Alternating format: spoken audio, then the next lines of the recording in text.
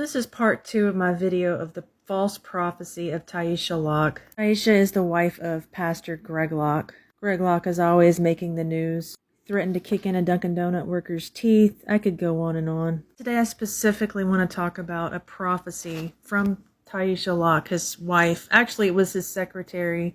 He cheated on his wife and married his secretary. But back in November, on her Facebook page, she had this prophecy that she said that the Lord gave her. I wrote down some buzzwords from this prophecy. It was about 7 minutes long. She kept talking about God's fire, God's judgment, how God wanted to rain down fire. And I was explaining how in the Bible tells us the only time we see God clearly isn't through the Old Testament, it's through Jesus. And when the disciples came upon a city that rejected God, they didn't want to rain down fire on that city.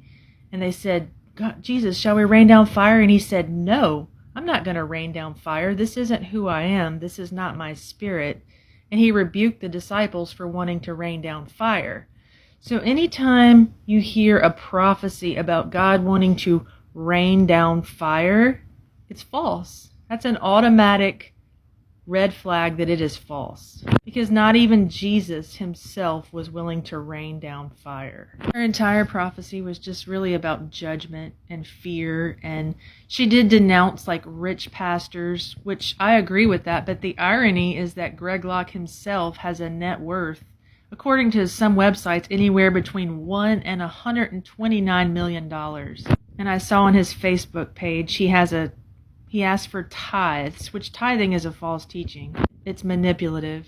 Jesus never demanded 10% of Christians' money go to a religious leader. Jesus said, give as you are able and help the poor. So tithing is false. She talked about a lack of discernment in the church. I agree. Anyone who follows Greg Locke's church has a lack of discernment because he literally preaches hate and Christian nationalism. She talks about pastors blinded by fame. But the irony is Greg Locke has over 2.2 million Facebook followers, and he has big names come to his congregation. He is one of the most famous pastors in America. He recently had Roger Stone and the guy that played Bo Duke at his church. I don't have much time. Let's play a short clip. Walls of churches all across America, all across the nations for that matter. They have sacrificed children to the god of Moloch, and we have been blinded by their fame and their riches. We have blindly followed pastors, if that's what you want to call them. It's just a string where she demonizes other pastors for doing things that her and Greg are guilty of doing.